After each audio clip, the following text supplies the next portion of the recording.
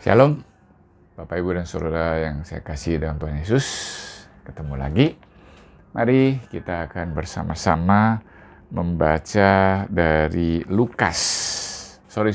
Markus. Markus pasal 5 ayat 36.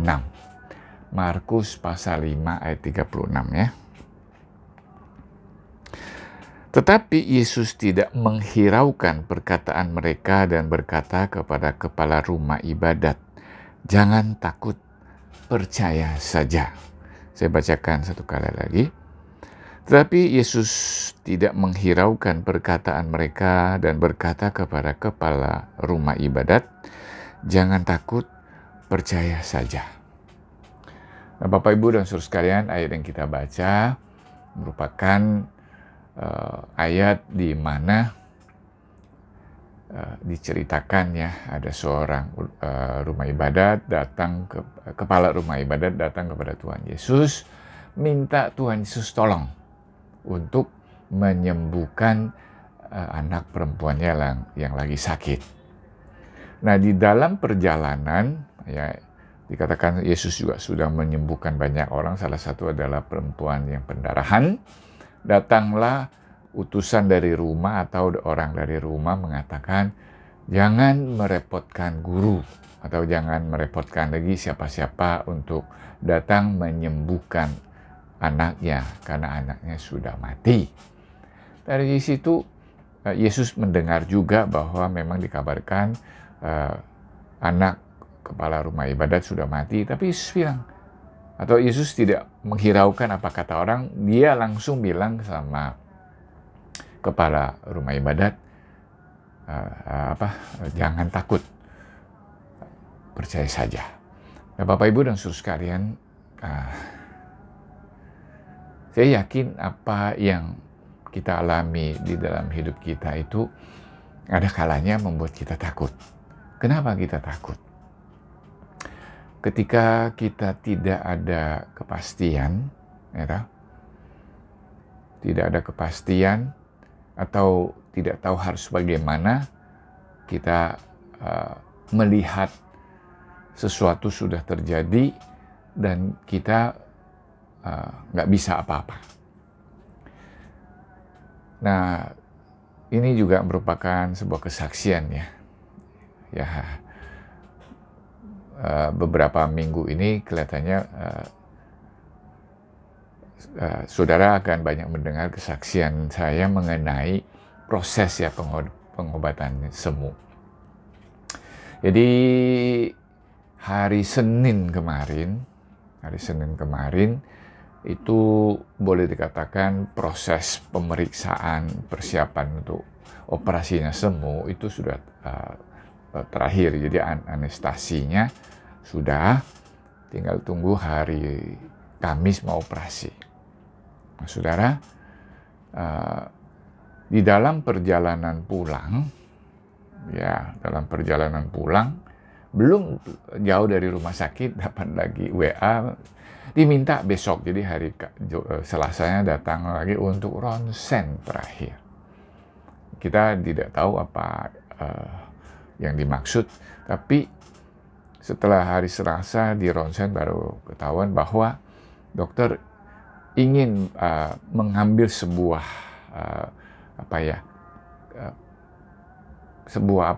proses atau sebuah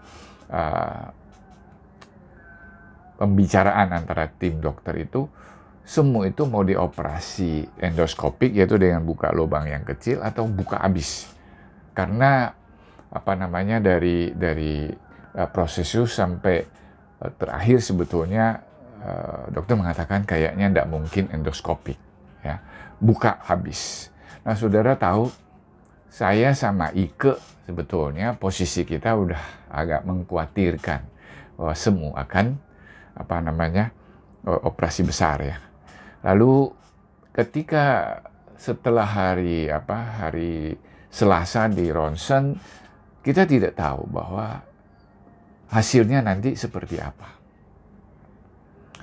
Tapi yang saya saya senang bahwa semu di tengah semua itu ya, dia malah kasih jawaban kepada kita.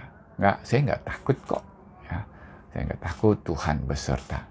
Dan saudara tahu, saya sama Ike sampai hari Kamis, jadi hari Rabu malam, sore semua masuk rumah sakit, rawat inap. Besoknya operasi, jadi pagi-pagi sudah masuk ruang operasi. Ike ada di sana lebih dulu, saya nyusul, saya datang, dan kita berdua nunggu. Ya, nunggu. Kita enggak tahu, saudara. Kita enggak tahu semu ini dioperasi endoskopik atau buka abis. Nah, jujur aja, kita lebih berpikir buka abis karena dokter terakhir mengatakan ya kemungkinan buka abis, ya saudara. Jadi kami duduk situ cemas dan apa. Nah, saudara, yang saya mau bilang begini. Setelah selesai besoknya, selesai operasi besoknya, baru dokter bilang ini sebenarnya operasi endoskopik ya.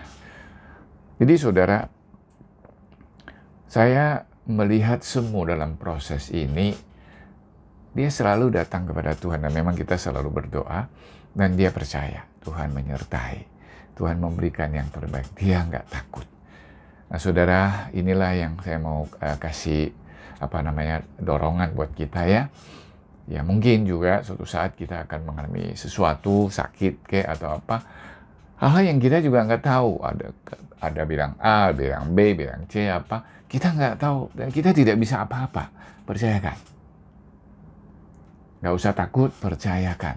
Tuhan punya rencana dan Tuhan sudah punya jalan keluar. Seperti Yesus berbicara atau mengatakan kepada kepala rumah ibadat, jangan takut, percaya saja. Sebab Yesus ada di sana, sudah punya rencana. Walaupun anaknya sudah mati, Yesus bangkitkan. Jadi kita percaya sama Tuhan Yesus. Jangan takut apapun masalah di dunia ini. Ya, ini saya dapat berita ini COVID yang menyerang India. Kayaknya sudah masuk juga ke Malaysia ya. Ini karena banyak orang India mungkin pulang pergi Malaysia. Rupanya saudara, gejalanya saya tadi dapat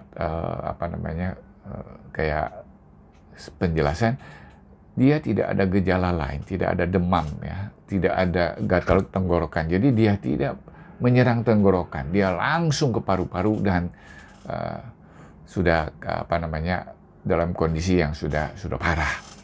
Tapi sama ya. Jangan takut, percaya saja. Maka kita memang punya tanggung jawab, protokol kesehatan dengan baik, hadiri tempat yang harus dihadiri, dan jauh dari kerumunan. Kalau tidak perlu, kita lebih baik di rumah aja, dan selalu hidup mempercayakan diri kepada Tuhan, kebutuhan, segala sesuatu, percayakan kepada Tuhan. Tuhan ada di sana. Tuhan Yesus memberkati. Amin. Mari kita berdoa.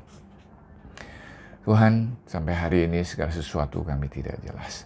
Terlebih setelah kejadian yang begitu luar biasa di India, sampai hari ini masih belum kelihatan berkurang, bahkan kecenderungan sudah mulai menyebar ke tempat lain ya.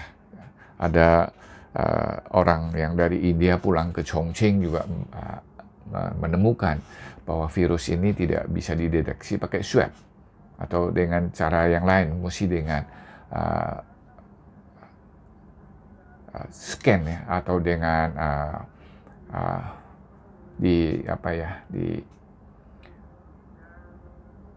seperti di ronsen begitu ya, baru bisa tahu karena dia sudah ada di paru-paru atau MRI begitu.